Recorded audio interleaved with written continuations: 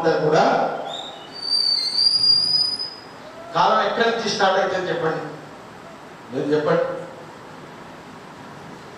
కాలం ఎక్కడి నుంచి స్టార్ట్ అవుతుంది? కనులెప్ప వేసేటప్పుడు, కనులెప్ప వేసే టైం ఎంత టైం పడుతుంది?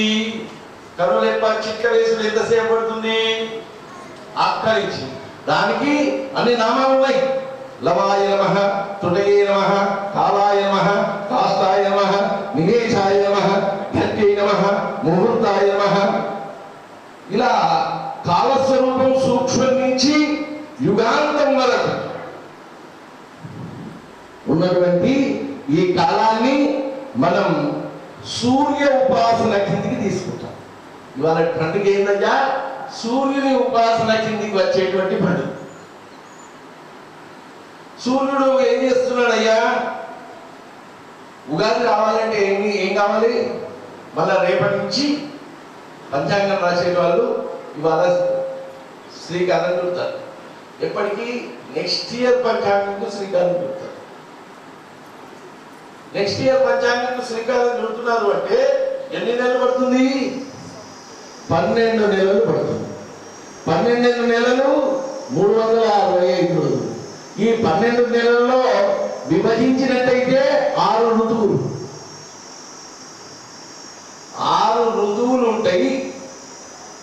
వసంత ఋతువు, గ్రీష్మ ఋతువు, వర్ష ఋతువు, తర్వాత హేమంత ఋతువు, మన శరత్ ఋతువు, హేమంత ఋతువు, శిశిర ఋతువు.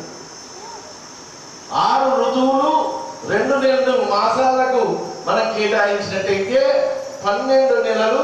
చైత్రం నుంచి చైత్రం, వైశాఖం, జ్యేష్టం, ఆషాఢం, శ్రావణం, భాద్రపదం, ఆశ్వయుజం, కార్తీకం, మార్గశిరం, పౌష్యం, మాఘం, పాల్గొనం. ఈ 12 మాసాలు. ఈ 12 మాసాలు ఎన్ని పక్షాలు? 12 మాసాల్లో 24 పక్షాలు. 24 పక్షాలు అయినట్టయితే ఎన్ని వారాలు? 52 వారాలు. 52 వారాలు మనం ఒక్క శనివారం నాడు ఒక పూట తినకుంటే మనకు సంవత్సరంకు ఎన్ని గ్లాసుల బియ్యం మిగులుతాయో తెలుసా? 17 గ్లాసుల బియ్యం మిగులుతాయి. 17 గ్లాసుల బియ్యం ఒక ప్రాణికి ఒక నెల రోజులు లేదా 20 రోజులు కేటాయిస్తాం. శనివారం పేరు మీద కానీ, శుక్రవారం పేరు మీద కానీ, సోమవారం పేరు మీద కానీ వారంలో ఒక రోజు ఉపవాసం ఉండి మన ఉదారమైనటువంటి సనాతన ధర్మం ఏం చెప్పిందయ్యా? బియ్యం డబ్బాలో బియ్యం అయిపోతేనే బియ్యం నింపుకుంటాం. బియ్యం డబ్బాలో బియ్యం ఉండగా ఎవరు నింపుకోరు. మరి 17 కిలోల బియ్యం మిగిలేయంటే ఇవి ఎవరికి పుడతాయ్యా? సెల్ఫ్ ఇన్కమ్ ట్యాక్స్ ద్వారా పేదవారికి ఈ ఆహారాన్ని ఎక్కడనో చేరవేసేటువంటి ఒక తెలియకుండానే, మనకు తెలియకుండానే భగవంతుని పేరు మీద మనం చేరవేసేటువంటి తత్వాన్ని మనకు మన మైండ్లలో నింపారు. మరి ఒక శనివారం రోజు మా ప్రసాద్ స్వామి శనివారం పడతారు. శనివారం వారానికి ఒకసారి ఉన్నా కానీ పొద్దున్న లేవగానే శుక్రవారం సాయంత్రం నుంచి రేపు శనివారం ఇంట్లో వల్లిస్తూ ఉంటారు. రేపు శనివారం ఎవరికయ్యా? బాలాజీకి, వెంకటేశ్వర స్వామికి. ఓకే, నామస్మరణమైందా? రెండోది ఏమైంది? రెండో విషయానికి వచ్చినట్టయితే నామస్మరణం, భగవంతుని నామస్మరణంతో శనివారం గడిచింది. కడుపు ఖాళీగా ఉండేసరికి బాడీ ఓరాయిలను కూడా, కడుపు ఓరాయిలను కూడా అయిపోయింది. శారీరక ప్రయోజనం ఇంతకుముందు చెప్పిన 17 కిలోల బియ్యం వేరే వాళ్ళకి చేరే కదా. సామాజిక ప్రయోజనం, శారీరక ప్రయోజనం, ఆధ్యాత్మిక ప్రయోజనం, 3 ప్రయోజనాలతోటి మనం 52 వారాలు శనివారం కానీ, సోమవారం కానీ, లేదా 24 ఏకాదశులు కానీ ఇది ఏం చెప్తుంది? అయ్యా గుడికి రాగానే ఏకాదశి అడుగుతారు, ఏకాదశి ఇవాళ ఉన్నదా అంటారు. ఏకాదశి వచ్చేసరికి మానసికమైనటువంటి స్థితిని ఉపవాసం కానీ నిరాహారం కానీ మన మైండ్ని ఏర్పరచుకొని తదను అనుగుణంగా మనం నడుచుకుంటాం. మరి ఈ కాలం చెప్పారు కదా, రెప్పపాటు నుంచి యుగం వరకు ఇది ఎలా ఏర్పడ్డదయ్యా? కాలం ఎలా ఏర్పడ్డది? భూమికి 12 గీతలు గీశారు. ఖగోళ శాస్త్రంలో 12 గీతలు గీశారు. 12 గీతలు గీసి 12 మంది సూర్యులను ఏర్పాటు చేశారు.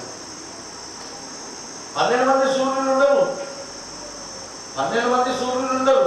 ఒక్కొక్క సూర్యునికి ఎదురుగా భూమి ఎలానైతే తిరుగుతుందో చైత్ర సూర్యుడు, వైశాఖ సూర్యుడు, జ్యేష్ఠ సూర్యుడు, ఇలా ఏ మాసంలో ఎన్ని గంటలకు సూర్యోదయం కావాలో, ఎన్ని గంటలకు సూర్యాస్తమయం కావాలో దాని ప్రకారం నడిచేటువంటి విధానం అంతా సౌరమానం అంటారు. మనం పంచాంగం 2 రకాలు, చాంద్రమానం, సౌరమానం. సౌరమానం మనం పాటిస్తున్నామా? ఇవాళ తిరుపతికి దక్షిణ భాగంలో ఉన్నటువంటి తమిళనాడు కానీ కేరళలో కానీ ఉగాది పండుగ చేసుకోరు. వాళ్ళకు సౌరమానం ప్రకారం వారికి ఏప్రిల్ 14వ తేదీ విషు పండుగ. విషు పండుగ అంటే మేషరాశిలో సూర్యుడు ప్రవేశించే సమయం. మేషరాశిలో సూర్యుడు ప్రవేశించే సమయం అంటే మేషరాశి ఎన్నో రాశి? మొదటి రాశి. మేషరాశి ఎన్నో రాశి? మొదటి రాశి. మీ అందరికీ మధ్య మాకు ఆదాయ వ్యయాలు చెప్పండి, 1905 వస్తుందో చూద్దాం, ఆ తాపత్రయం తప్ప ఇవన్నీ నాకు ఏమో వదలను. ఇది చోదరు ఇంకా ఇది చోదరు విడిచిపెడతాను. నేను అట్లా నిన్నలు విడిచిపెడతానా? నిన్నలు అట్లా విడిచిపెట్టాను. అయితే దక్షిణ భాగంలో ఉన్నటువంటి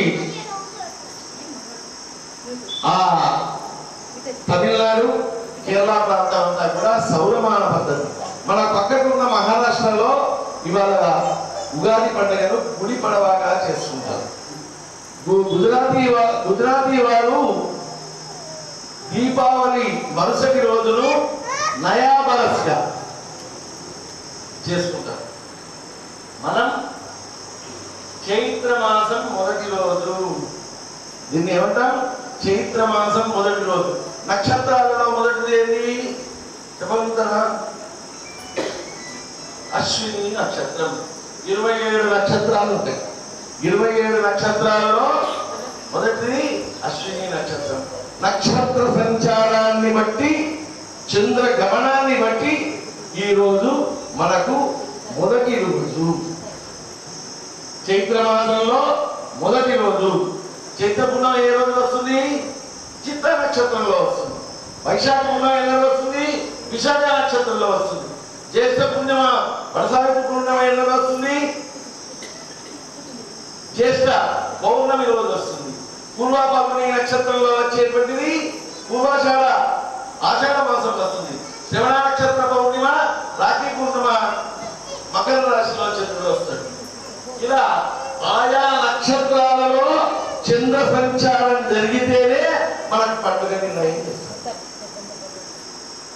మన ప్రాంతం అంతా. అందుకే మన అయ్యగారు సంకల్పం చెప్పేటప్పుడు, మన గోత్రనామాలు చెప్పేటప్పుడు చాంద్రమానేనా ఏ ప్రకారం చెప్తున్నామయ్యా అంటే చాంద్రమానేన. నక్షత్రం ఆటోమేటిక్ గా నక్షత్రం వస్తుంది. ఇది వాళ్ళ నక్షత్ర యోగ కరణాలు ఏవైతే ఉన్నాయో దాన్నే పంచాంగం అంటారు. సూర్యుని ఉపాసన ఒకటి చెప్పాను కదా. సూర్య ఉపాసన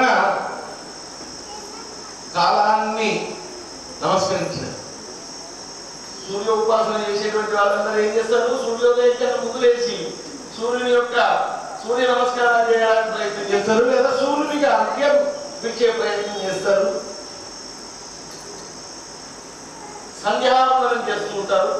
సంధికాలం అంటే చీకటిని విడిచి వెలుతురు వచ్చే ఉషత్ కాలం, తర్వాత మధ్యాహ్న కాలం, సూర్యాస్తమయం సూర్య ఉదయానికి మధ్య భాగం ఎవరైతే సెకండ్ ఉంటారో అది మధ్యాహ్నం ఉంటారు. తర్వాత సూర్యాస్తమయం. ఈ మూడు కూడా సంధ్యావందనాన్ని చేసేటువంటి ఉపాసన. ప్రతి ఒక్క బ్రాహ్మణుడు త్రికాల సంధ్యావందనం చేస్తారు. త్రికాల సంధ్యావందనం చేసి ఏ ముక్తారయ్యా తెలుసా? పంతులకి ఎందుకు దక్షిణ ఇవ్వాలో ఇప్పుడు చెప్తారు. పంతులకి ఎందుకు దక్షిణ ఇచ్చి దండం పెట్టాలి అంటే తను గట్టిగా జపం చేసి లోకా సమస్త సుఖినో భవంతు అంటాడు. చతుస్సాగర పర్యంతం గో బ్రాహ్మణేభ్య శుభం భవంతు అంటాడు. ఎక్కడైతే గో బ్రాహ్మణులు ఉంటారో అక్కడ సమాజం అంతా బాగుండాలి అని కోరుకుంటాడు. సమాజం అంతా సమస్త ప్రాణులు బాగుండాలి అని కోరుకుంటాడు. ఆ దానికోసమే త్రికాల సంధ్య చేసి గాయత్రి ఉపాసన చేస్తాడు. మెడలో ఉన్న గాయత్రి దానం పోగులు కాదు, అది ఎన్నో జన్మల పుణ్యం ఉంటేనే మెడలో ఏముంటుంది? దండ్యం ఉంటుంది. ఆ దండ్యాన్ని మనం 10 మందికి ఉపయోగపడే విధంగా గాయత్రి మంత్రాన్ని ఎవ్వరు కూడా దక్షిణకు అమ్ముకోరు. మా ఇంటికి వచ్చి గాయత్రి జపం చెయ్యవయ్యా అంటే దక్షిణ లేకుండా ఇస్తారు. దక్షిణ తీసుకున్నాడు అంటే ఆయన బ్రాహ్మణుడు కాదని అర్థం. దేనికి? గాయత్రి జపాలకు కానీ, గాయత్రి హోమాలకు కానీ, గాయత్రి మంత్రానికి కానీ.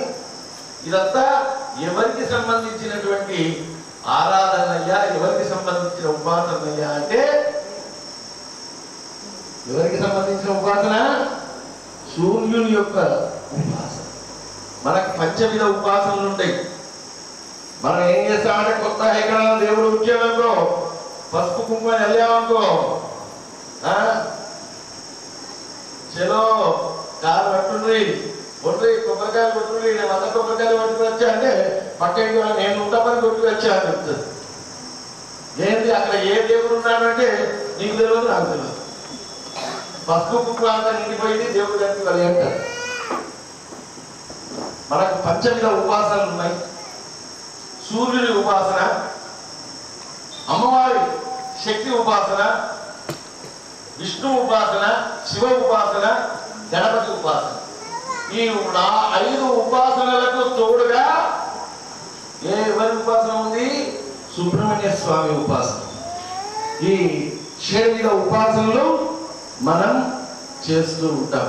మీరు ఏ దేవుడికి చేసినా ఈ పంచవిధ ఉపాసన దేవతలకే ఉంటారు. మీరు ఇక చాదస్తం వదిలిపెట్టారు. చాదస్తం వదిలిపెడితే ఈ దేవుళ్ళ పట్టుకుంటే సరిపోతుంది. ఈ దేవుళ్ళు ఎక్కడ ఉన్నారయ్యా? ఈ దేవుళ్ళు ఎక్కడ ఉన్నారు? గుళ్ళో ఉన్నారు అనుకుంటున్నారా? సాధిస్తే శుద్ధి చేసుకుంటే ఈ దేవుళ్ళన్నీ మీ దగ్గరనే ఉన్నారు, నా దగ్గరనే ఉన్నారు. మూలాధార స్థితిలో నిత్యం గణపతి మూలాధారం, స్వాధిష్టానంలో అమ్మవారు, మణిపురంలో విష్ణుమూర్తి, అనాహతంలో అమ్మవారు, విశుద్ధంలో శివుడు, ఆజ్ఞాచక్రంలో పరబ్రహ్మ.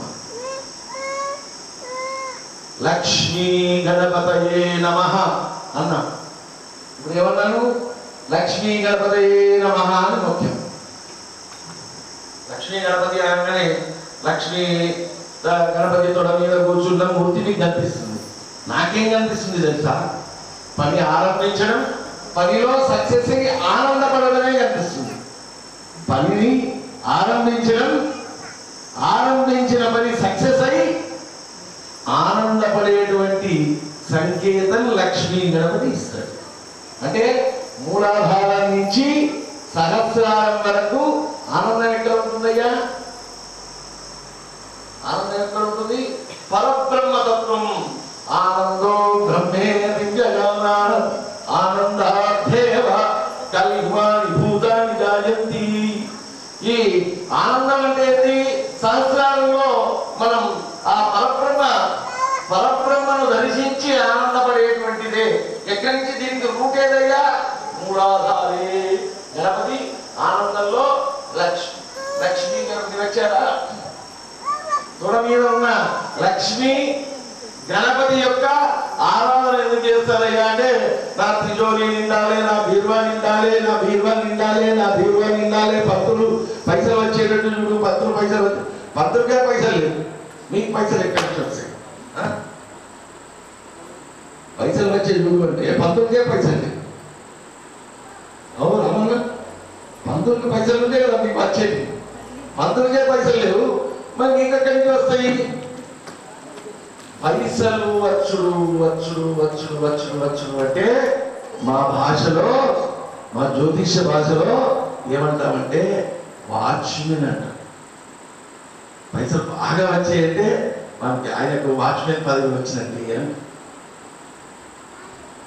ఎందుకంటే రోజు ఒకసారైనా మీరు చూసి చూసుకున్నా అబ్బా లాక్ చేసి అవునా కదా, వాచ్మెన్ అన్నా కదా. ఇందులో గ్రహాలకు వచ్చినట్టయితే ఆ వాచ్మెన్ పదవిని ఎవరిస్తారంటే రాహు ఇస్తాడు. రాహుకు ఎందుకు ఇచ్చారయ్యా అంటే, భూమిలో నిధి ఉంటుంది, నిధి ఉన్న దగ్గర పాము ఉన్నది అంటారు. అంటారా లేదా? భూమిలో నిధి ఉన్న దగ్గర పాము ఉన్నది అంటారు. పామే ఎవరు? రాహు. మరి డబ్బు కావాలి, డబ్బు పద్ధతి అంటలేదు. డబ్బు లేకుంటే ఏదో నడుస్తుందా? నడదు. డబ్బు కావాలి కానీ మాయా డబ్బు వద్దు. మాయా డబ్బు ఏం చేస్తుంది అంటే అన్నదమ్ములను వేరు చేస్తుంది, భార్య భర్తలను వేరు చేస్తుంది. మాయా డబ్బు వస్తే తండ్రి కొడుకులను వేరు చేస్తుంది. మాయా డబ్బు వద్దు.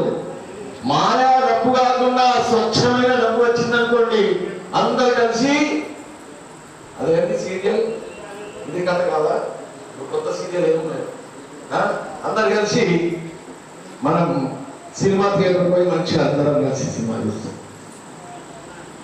ఆనందపడే, సకుటుంబ సమేతంగా ఆనందపడేటువంటి లక్షణాన్ని మనం కోరుకుంటాం. పైసా పెరిగినా కొద్దీ మాయ పెరగాలి. మాయ పెరిగింది అనుకోండి, ఈ పంచాంగాలన్నీ ఇది పంచవిధ ఉపాసనలన్నీ ఈ సూర్యుని కాలానికి సంబంధించినటువంటి పండుగగా మనం ఉగాదిని ఏర్పాటు చేసుకున్నాం. ఉగాది రోజు ఏం చేయాలయ్యా? ఉగాది రోజు ఏం చేయాలి? మంగళ స్నానం ఆచరించాలి. అవన్నీ పర్ఫెక్టే. మనం మామిడి ఆకులు కట్టాలి, ఓకే. పోలేలు తినాలి, ఓకే. అవన్నీ బరాబర్. పంచాంగ శ్రవణం చేయాలి. పంచాంగ శ్రవణం చేయాలి అంటే ఇవన్నీ తెలవాలి. పంచాంగం అంటేనే తెలియదు. తిథి వార నక్షత్ర యోగ కర్మ, దీని యొక్క గణితమే సంవత్సర కాలం అవుతుంది. సంవత్సర కాలం పుష్కర కాలం అవుతుంది. పుష్కర కాలమే కపిల షష్ఠి అవుతుంది. కపిల షష్ఠి ఒక యుగంగా మారుతుంది, ఒక మన్వంతరంగా మారుతుంది. ఈ 365 రోజులు 12 నెలలు ఉగాది పచ్చడితోటి ప్రారంభమైంది. ఉగాది పచ్చడి ఎందుకు తింటామో తెలుసా? ఉగాది పచ్చడి ఎందుకు తింటామో తెలుసా? వేపాకు తినమంటే తింటారా? తినక మేము తియ్యడు ఏమైనా చెప్పాడు, రోజు తినమంటే తింటాం. ఐస్ క్రీమ్ కప్ ఇవ్వమంటే తింటాం, కానీ ఏది వేపాకు తినలేక. ఈ రోజు మనం ఆనందించేటువంటి వేప పూత, వసంత ఋతువులో వచ్చేటువంటి వేప పూత, మామిడికాయ, కొత్త చింతపండు, కొత్త మిరప పౌడర్ లేదా మిరియాలు,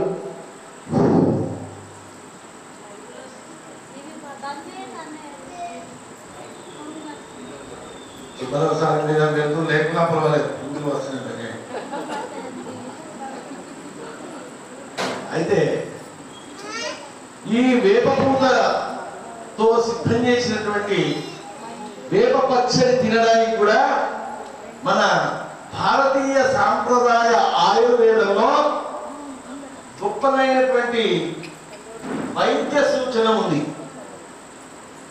ఈ వసంత ఋతువులో, శిశిర ఋతువు మారి వసంత ఋతువులో మనం ప్రవేశించాక కనుక ఈ ఎండవేడిని అనుకోవడానికి ఒక శక్తిని ఇవ్వడానికి షడ్రుచులతో కలిసినటువంటి వేప పచ్చడి ఎవరికి లాభమయ్యా? ఉగాది పచ్చడి తినడం వల్ల శతాయుర్వజ్ర దేహాయ, దేహం అంటే శరీరం, శరీరానికి మంచి వజ్రదేహంగా మారడానికి ఉపయోగపడుతుంది.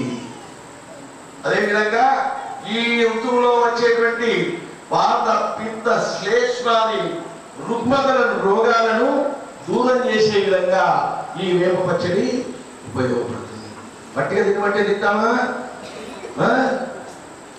అయినా పత్తులు కొద్దిగా పెట్టు అంటాం. అదే అప్పుల ప్రసాదం అయితే మంచిగా పెట్టు, నాకు ఇంటికి కవర్లో పెట్టుకుంటా. గణపతి ప్రసాదం మంచిగా కాదు కిస్మి తేనె అన్ని వేసి పెడితే పంతులు కొద్దిగా ఎక్కువ పెట్టి, అదే వేప పచ్చడి పెడితే కొద్దిగా.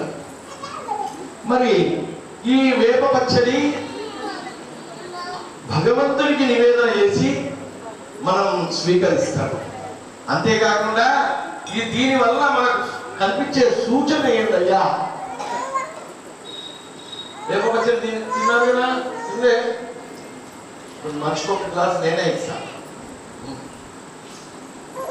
వేప పచ్చడి మనకేం చేస్తుంది అంటే, వేప పచ్చడి మధ్యాహ్నం తిని పొద్దున తిని మీరు గుడికి వచ్చేసరికి భక్తులందరికీ అన్ని రాసుల వారికి ఒకటేది లెక్క ఉన్నదని చెప్తాడా? చెప్పు. ఉదయం మేషరాశి కొద్దిగా కుడి చేయి చూపిస్తాడు, వృషభ రాశికి ఇంకొక తీరు చూపిస్తాడు. ఇట్లా అంటే 12 రాశులు ఒకటే తీరు ఉండవు కదా. సంపత్తవు చ విభక్తవు చ మహతా ఏకరూపత ఉదయే సవితా రక్తశ్చ స్వయమేవ. ఉదయించే సూర్యుడు ఎలా అయితే ఎర్రగా లేదా పింక్ కలర్ లో వస్తాడో, అస్తమించే సూర్యుడు కూడా, అస్తమించడం నిద్రకు సంకేతం, ఉదయించే సూర్యుడు మేల్కొని మనను యాక్టివ్ గా చేసేటువంటి సంకేతం. రెండు సూర్యుడు ఒకే తీరు ఉండడం ఏదైతే ఉన్నాయో, సుఖ దుఃఖాలు వచ్చినప్పుడు మనం మానసిక స్థైర్యాన్ని పొంది ఉండమని చెప్పేటువంటి సంకేతమే పంచాంగ శ్రవణం వేప పచ్చడి. అర్థమైందా? వేప పచ్చడి ఎందుకు తింటారు? పోలేలు తిన్నాక తిన్నారా? పోలేల కన్నా ముందే తిన్నారా? పోలేల కన్నా ముందే తిన్నారు. మరి పోయిన సంవత్సరం శోభకృత నామ సంవత్సరం, శోభకృత నామ సంవత్సరం. అంతకుముందు సంవత్సరం శుభకృత నామ సంవత్సరం. శుభకృత అయిపోయింది, శోభకృత కూడా రాత్రి 11:05 వరకు ఉంది. ఆ తర్వాత క్రోధీ నామ సంవత్సరం ఉంది. క్రోధీ నామ సంవత్సరం అనగానే ఎవరున్నారు, ఎంత కోపతాపాలు చేస్తుందో అని అందరూ ఆలోచిస్తున్నారు. అయితే 60 సంవత్సరాలు ఏవైతే ఉన్నాయో, 60 సంవత్సరాలలో ఇది క్రోధీ నామ సంవత్సరం 38వ సంవత్సరం. ఇది ఎన్నో సంవత్సరం? 38వ సంవత్సరం. మరి మనం తీసుకున్నట్టయితే ఇంకా కొద్దిగా లోతుగా చెప్తారు. మళ్ళా మీరు దొరుకుతారు, మళ్ళా ఉదాహరణగా దొరుకుతారు. ఉషామయూరి అమ్మ కూడా దొరకదు.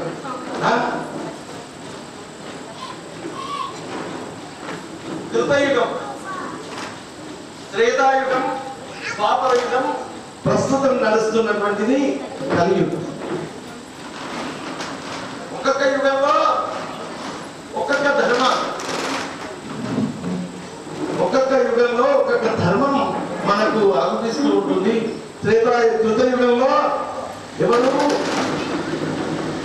అవతార చతుష్టయం, 4 అవతారాలు వచ్చాయి. ఎవరు? మత్స్య కూర్మ వరాహ నారసింహావతారాలు.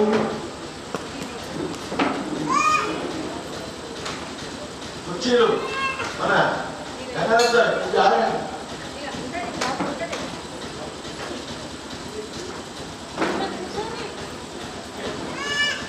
అయితే 4 అవతారాలు ఎందుకు వచ్చాయి ఒకసారి ఎప్పుడన్నా జై జై శ్రీమన్నారాయణ అనే వాళ్ళందరూ కూడా ఎప్పుడన్నా ఆలోచించారా?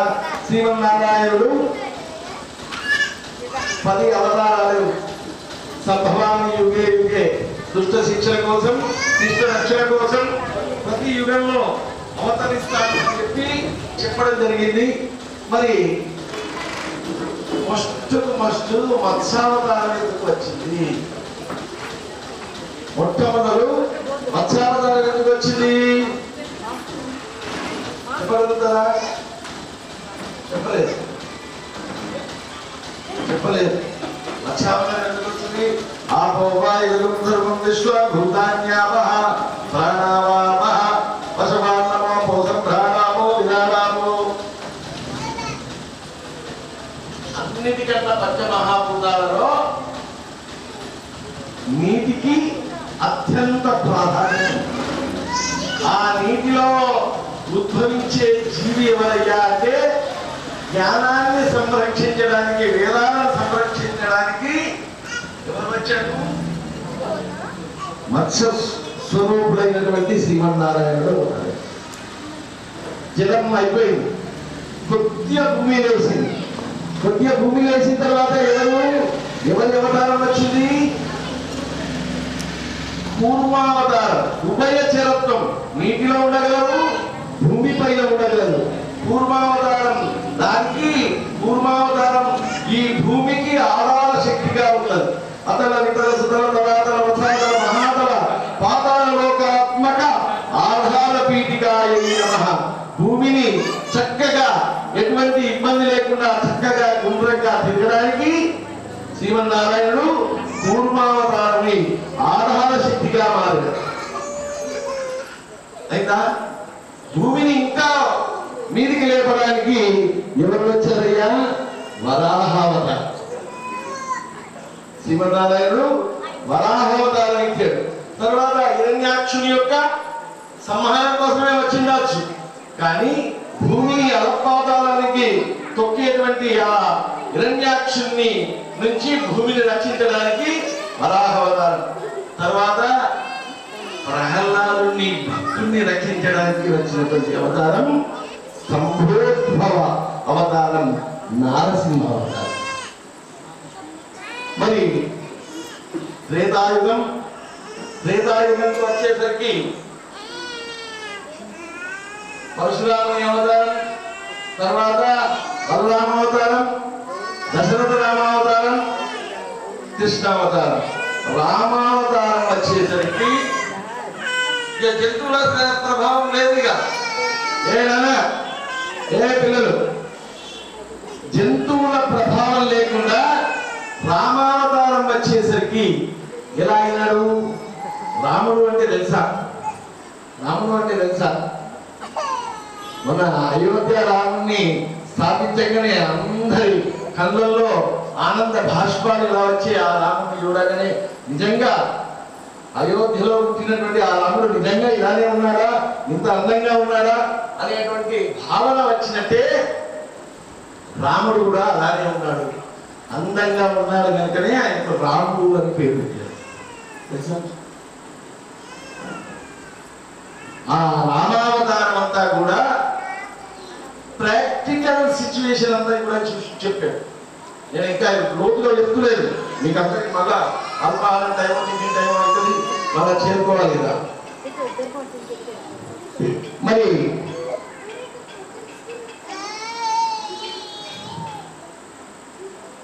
రామావతారం అంతా కూడా మనం ఎన్ని కష్టాలు వచ్చినా ఎలా నడుచుకోవాలని మార్గదర్శనాన్ని చూపిస్తూ ఆదర్శప్రాయమైన జీవితాన్ని మనకు నిర్దేశించడానికి చూపించాడు.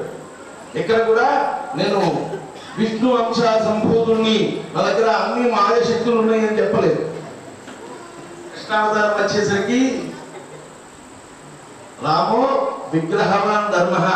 అయితే కృష్ణావతారంలో వందే కృష్ణం జగద్గురు. ఒక గురువు కావాలి కదా.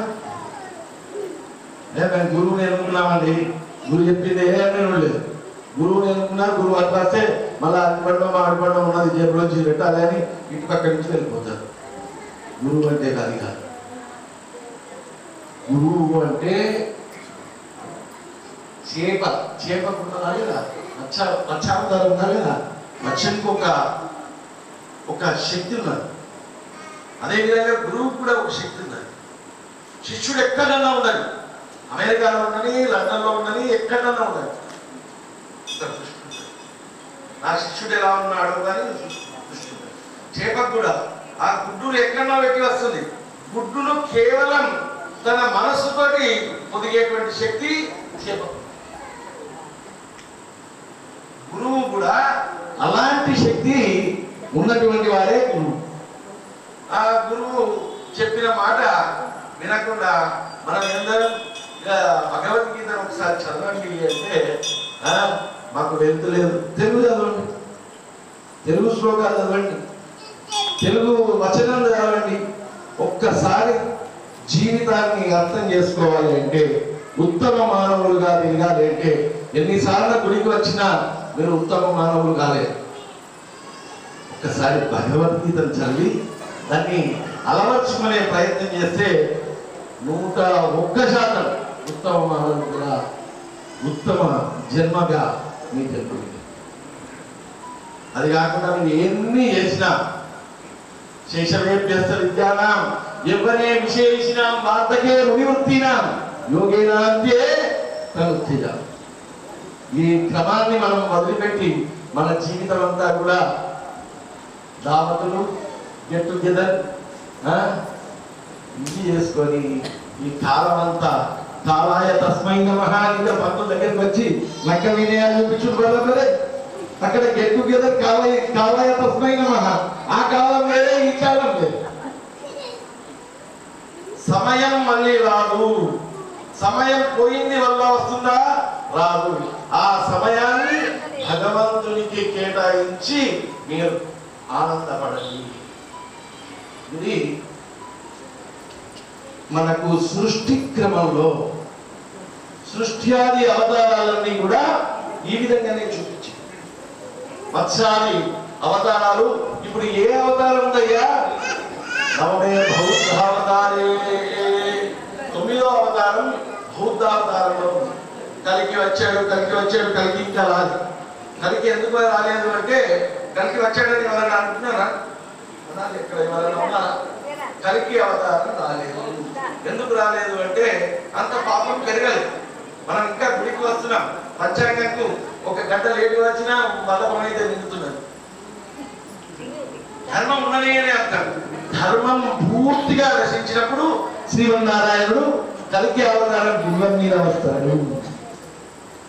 మరి ఇప్పుడు కలియుగంలో 5125 సంవత్సరాలు జరిగింది. 5125 సంవత్సరాలు ఏమైపోయింది?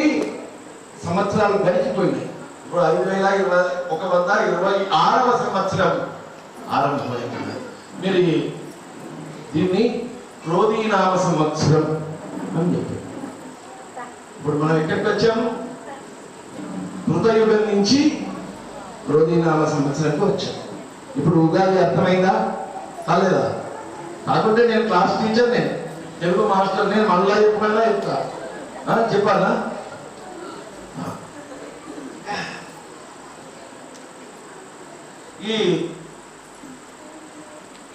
ఇదే రోజు, దీనికి ఉగాది రోజు సర్వ శుభాలకు సంబంధించిన, అంటే సమస్త శుభాలన్నీ కూడా ఏ కార్యక్రమం చేసినా ఈ రోజు ఆరంభించిన కార్యక్రమం విజయవంతమవుతుంది అని మనకు శాస్త్రం ఇస్తున్నది. ఇది ధర్మరాజు వనవాసానంతరం పట్టాభిషిక్తుడైనటువంటి ఇది శ్రీరాముడు అయోధ్య నగరానికి వచ్చి 14 సంవత్సరాలు వనవాసం చేసి పట్టాభిషిక్తుడైనటువంటి రోజు అని కూడా మన పురాణాలు చెప్తున్నారు. మరి ఈ క్రోధీనామ సంవత్సరం ఎలా ఉండబోతున్నది? క్రోధీనామ సంవత్సరం పంచాంగం. ఇంకొకటి చెప్పకపోతే మర్చిపోదు. పంచాంగం అంటే పది. పంచాంగం మరి కూర్చున్నారు ఉగాది పచ్చడి కాగానే వెళ్ళిపోతావా, లేకపోతే ఆదాయ వ్యయాలు రాజపూజ అవమానాలు చెప్తే వెళ్ళిపోతారంటే పొద్దునప్పటి నుంచి టీవీలలో ఏ ఛానల్ పెట్టుంటే అదే నడుస్తున్నారు. నడుస్తుందా లేదా? రాజపూజ అవమానాలు కింది మీద చెప్పినా మీరు నాకు చెప్పేటట్టున్నా. ఆదాయ వ్యయాలు రాజపూజ అవమానాలు నేను ఏదైనా కింది మీద చెప్పానుకో, మనాలు అని కొద్దిగా ఎక్కువ చెప్పానుకో ఆదాయం, పంతులు పొద్దున K6 ఛానల్లో వేరే వచ్చింది, ఇక్కడ T6 ఛానల్లో వేరే వచ్చింది, నువ్వు వేరైతే చెప్తున్నావు. అంటే పొద్దున నుంచి మీరు పరిశీలనగానే ఉన్నారు. సుబ్బారావు పంతులు ఇంకా ఏమైనా గట్టిగా చెప్తాడేమో అని ఆలోచించి వచ్చారు. అయితే పంచాంగం తిథివార నక్షత్ర యోగ కర్ణాలు అని చెప్పారు. ఈ తిథివార నక్షత్ర యోగ కర్ణాలు ఎన్నిగా? తిథులెన్ని? 17. రెండు పక్షాలు, కృష్ణపక్షం శుక్లపక్షం, 15. పౌర్ణిమ అందులోనే 15లోనే ఇంక్లూడ్ అవుతుంది, అమావాస్య కూడా 15లో ఇంక్లూడ్ అవుతుంది. 27 నక్షత్రాలు. అభిజిత్ నక్షత్రం అని కనిపించే నక్షత్రం ఉంటుంది, దాంతో 28 నక్షత్రాలు. అభిజిత్ ఉత్తరాషాఢ శ్రవణంలో అటు ఇటు సగం తీసుకొని అభిజిత్ నక్షత్రం వస్తుంది. 27 నక్షత్రాలు, 27 యోగాలు, 13 కర్ణాలు, 7 వారాలు. సరిపోయిందా? పంచాంగం తిథి వార నక్షత్ర యోగ కర్ణ. మరి 60 సంవత్సరాలు 60 సంవత్సరాల్లో 38వ సంవత్సరం క్రోధీనామ సంవత్సరం అని చెప్పాను. ఈ పంచాంగం వినడం వల్ల మాకు బెనిఫిట్ ఏంది? అంటే శ్రీ కళ్యాణ గుణావహం రిపుహరం దుస్వప్న దోషావహం గంగా స్నాన విశేష పుణ్యఫలదం గోదాన ప్రియం రుణాం ఆయుర వృద్ధిరముత్తమం శుభకరం సంతాన సంపత్ప్రదం నానా కర్మసు సాధనం సముచితం పంచాంగ మాకర్మ్యత. పంచాంగం వినండి అయ్యా. ఎందుకోసం? అన్ని శుభాలు జరగడానికి. ఇందులో అష్టమున్నది పంతులు గారు, అది ఎవరు చేయరు కదా, మాకే ఇస్తారు. అంటే అంబాజీ ఉన్నది కదా పంతులు గారు, మాకే ఇస్తారు. అంటే అందరూ కూడా ప్రతికూలత ఉన్నటువంటి రోజులను గుర్తించగలుగుతున్నారు. ప్రతికూలత ఉన్నటువంటి రోజులను తీసేస్తే ఏముంటుంది? అనుకూలమైనటువంటి రోజులు మీకు తెలుస్తున్నాయి. అంటే పంచాంగం మీకు కొంత అవగాహన వచ్చింది అనే అర్థం. ఈ అవగాహన వచ్చిన ఈ సిచ్యువేషన్ ఏముంటుందయ్యా అంటే శుభాలు కలుగుతాయి. శ్రీ కళ్యాణ గుణావహం రిపుహరం శత్రు హరిస్తారు. శత్రువులు ఎవరు చెప్పండి. ఇది కాదు కామక్రోధలోపమోహమాత్సర్యాది అర్షవర్గాలు తన కోపమే తన శత్రువు తన శాంతమే తనకు రక్ష దయచుట్టంబౌ. చెప్పలే చిన్నప్పుడు 2వ తరగతిలో 3వ తరగతిలోనే నేర్చుకున్నాం. మరి ఆ శత్రుత్వాన్ని మనం ఏం చేస్తామయ్యా? ప్రతికూలత ఉన్నటువంటి దాన్నంతా కూడా అనుకూలతగా మార్చుకుంటాం. ప్రతికూలత అంతా కూడా శత్రువు. మన మనసుకు నచ్చిందంతా శత్రువు, మనసుకు నచ్చిందంతా మిత్రుత్వం. మరి మనకు శ్రేయోభిలాషిగా ఉండేటువంటి ఏ ఆలోచన వచ్చినా, ఏ ఆలోచన ఇచ్చినా, ఎవరు మనకు సలహా ఇచ్చినా వాళ్ళందరూ కూడా మిత్రులు, అనుకూలులు. మరి అటువంటి అనుకూలుగా మారేటువంటి పంచాంగ ఫలం వస్తుంది. తర్వాత హరిద్వార్ పోయి మేము స్నానం చేయలేము. గంగా స్నాన పుణ్య ఫలం. గంగా స్నానానికి ఇంత ప్రాధాన్యత ఎందుకు ఇచ్చారు? ఎప్పుడైనా ఆలోచించారా? గంగా గంగేంద్ర యోగుయా భోజన ముచ్చదేశ పాపేభ్యో విష్ణు లోకం సగచ్చది. గంగకు పోయి స్నానం చేయమని ఎందుకు చెప్పారు? గంగా స్నానం చేస్తే మీరు ఎంత స్కూల్ నుంచి వస్తారు, స్కూల్ నుంచి 5 పీరియడ్లు హెడ్ మాస్టర్ ఖాళీ లేకుండా 5 పీరియడ్లు ఇచ్చాడు మా నర్సయ్య సార్. 5 పీరియడ్లు ఇచ్చి ఇంకా ఏమైనా ఎక్స్ట్రా పీరియడ్ కూడా 2 ఇచ్చాడు సార్. నేను ఇప్పటి నుంచి భద్రపై పీరియడ్ చెప్పి ఇబ్బంది పడుతున్నాను. అలా పోయి రాలేదు. ఇంటికి వచ్చాక ఎలా ఉంటారు? చెరుకు మెషిన్ లోంచి తీసినటువంటి బాలగ్రంగా ఉంటారు సార్.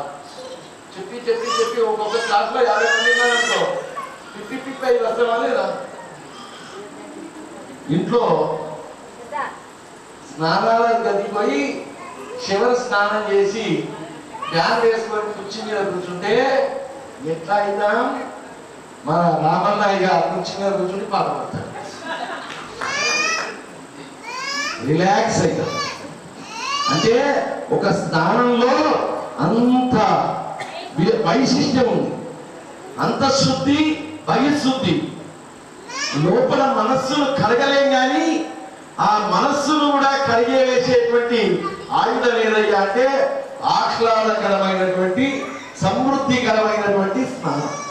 మరి అది ఎక్కడ దొరుకుతుంది అంటే గంగా స్నానం. మంచి స్వచ్ఛమైనటువంటి హరిద్వార్లో బారే ప్రవహించేటువంటి గంగా చాలా చక్కగా కింద ఉన్న చేపలు కూడా చక్కగా కనిపిస్తూ ఉంటాయి. ఆ స్నానం చేస్తే ఒకసారి గంగా స్నాన పుణ్యఫలదం గోదాన పుణ్యం. రాజులందరూ కూడా మంచిగా ఉంటే, రాజులు మంచిగా ఉంటే ఎవరు మంచిగా ఉన్నట్టు? జనులందరూ మంచిగా ఉంటారు. మరి ఆ రాజులందరికీ కూడా గోదాన పుణ్యం కలుగుతుంది. ఎందుకంటే పంచాంగ శ్రవణం చేసి వారు చక్కటి ప్రణాళికలతోటి పరిపాలన చేస్తారు కనుక వారికి కూడా రాజులకు కూడా ఉత్తమోత్తమైనటువంటి గోదానం చేసినటువంటి పుణ్యం వస్తుంది. ఆయుర్వృద్ధిలం, ఆయుష్ పెరుగుతుంది. తర్వాత సంతానం లేనటువంటి వారికి సంతానం కలుగుతుంది అని చెప్తున్నది. సంతాన సంపత్ప్రదం.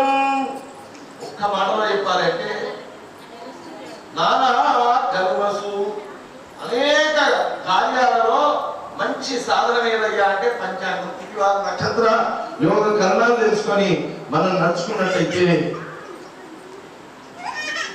ఏమవుతుంది? అన్నింటిలో విజయం చేకూరుతుంది. మరి మనం ఏం చెప్పుకున్నాం?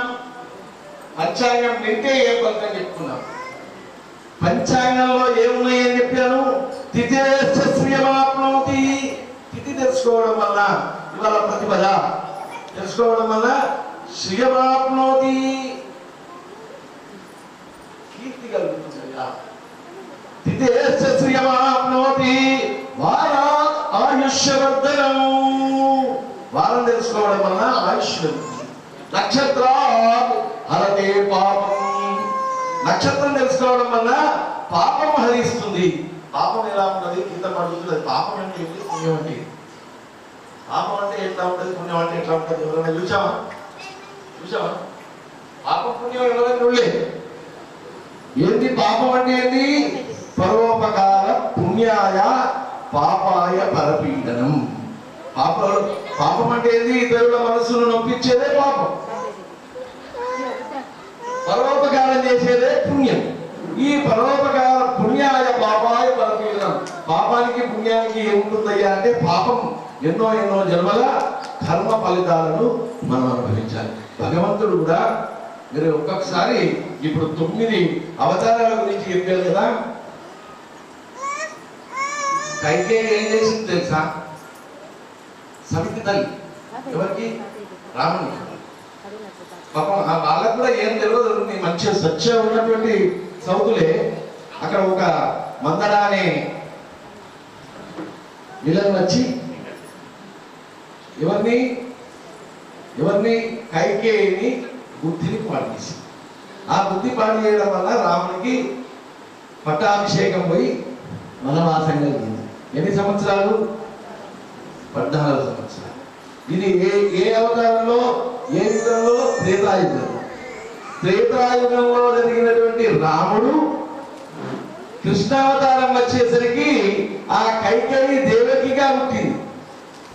14 సంవత్సరాలు కొడుకు దూరం చేశారు. ఎక్కడికి వచ్చిందరు? యశోదమ్మ ఇంటికి వచ్చారు. 14 సంవత్సరాలు ఎవరి దగ్గర పెరిగాడు? యశోదమ్మ దగ్గర పెరిగాడు. పుత్ర దూరం, పుత్ర దుఃఖం కనిపించిందా? అక్కడ కైకేయి చేసినటువంటి కర్మకు ఇక్కడ ఫలితం దేవకీ రూపంలో జరిగింది. అక్కడ కౌసల్య పుత్ర దుఃఖాన్ని అనుభవించినటువంటి కర్మను ఇక్కడ నందగోపకు హేజాత యశోద గర్భ సంభవ.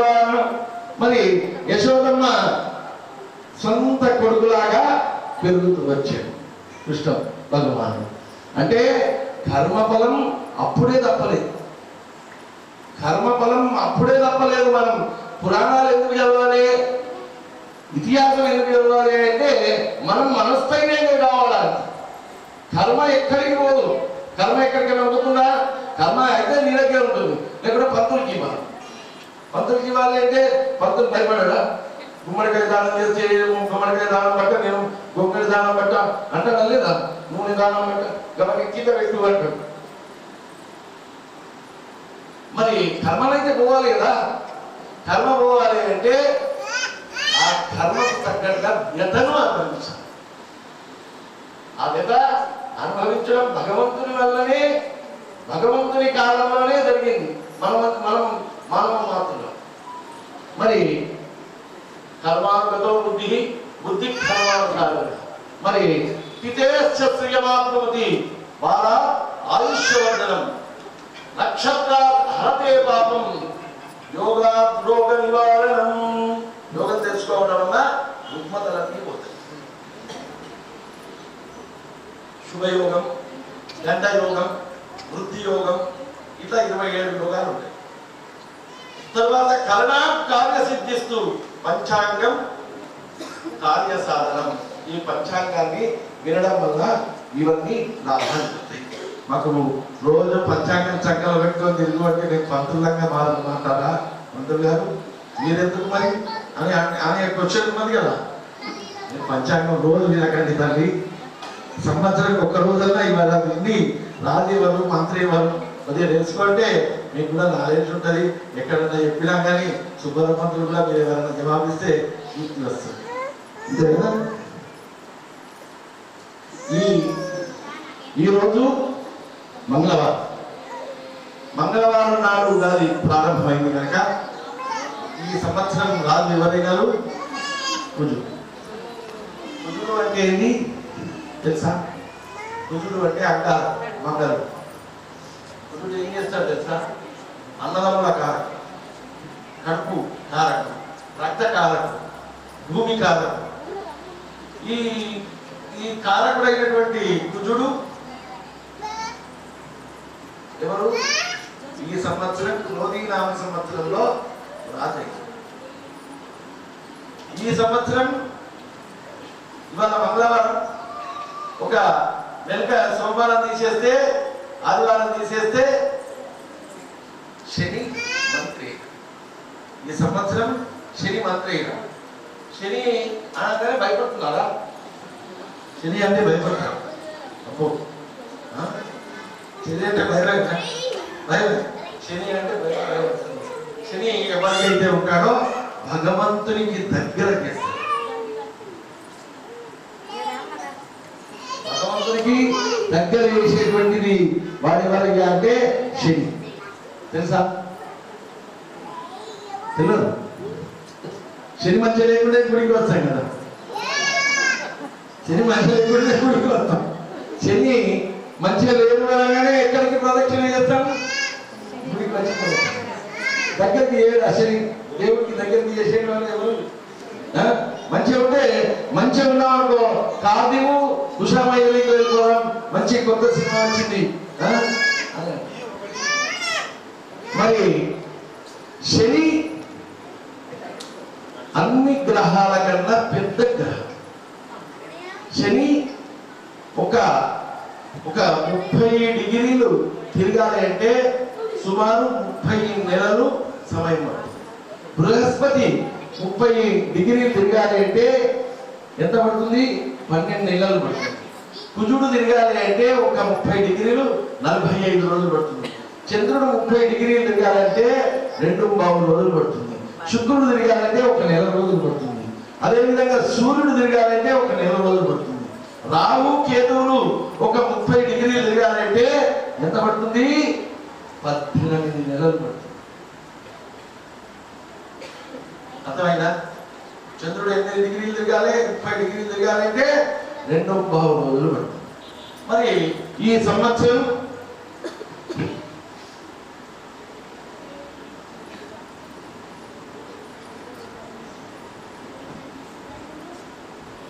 నీళ్ళు తాగన్నా? మీకు ఆలస్యమైతుందేమో అని భయం అనిపిస్తుంది.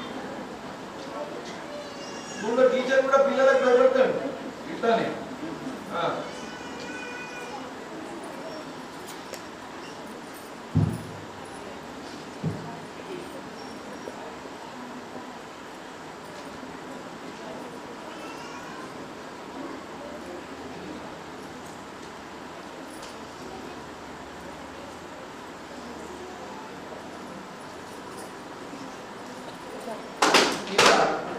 మూడు రకాల ఉగాదులు ఉంటాయి. 3 రకాల ఉగాదులు ఉంటాయి. ఒక 2 ఉగాదులు చెప్పారు, ఇంకొక ఉగాది చెప్పారు. అడిగారా? అడిగారు. ఇంకొక ఉగాది గౌతమ్ మహారాజు వాళ్ళ ప్రాంతంలో ఉండే ఉగాది వేరే, దాన్ని బార్హత్యమానం అంటారు.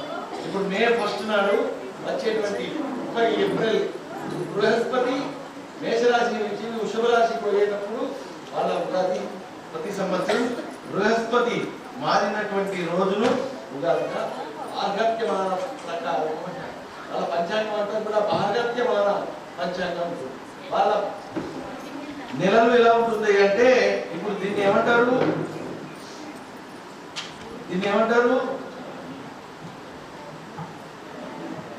పున్నమ నుంచి పున్నమ వరకే వాళ్ళకి నెల. మనకు అమావాస్య నుంచి అమావాస్య వరకు నెల ఉన్నట్టే పున్నమ నుంచి పున్నమ వరకు నెల. మరి దాన్ని ఇంకొక రకం మనం ఇప్పుడు తమిళనాడు చెప్పుకున్నది సౌరమానం, ఇది చాంద్రమానం, వీరిది బార్హత్యమానం. ఈ 3 రకాల పంచాంగాలు ఉంటాయి.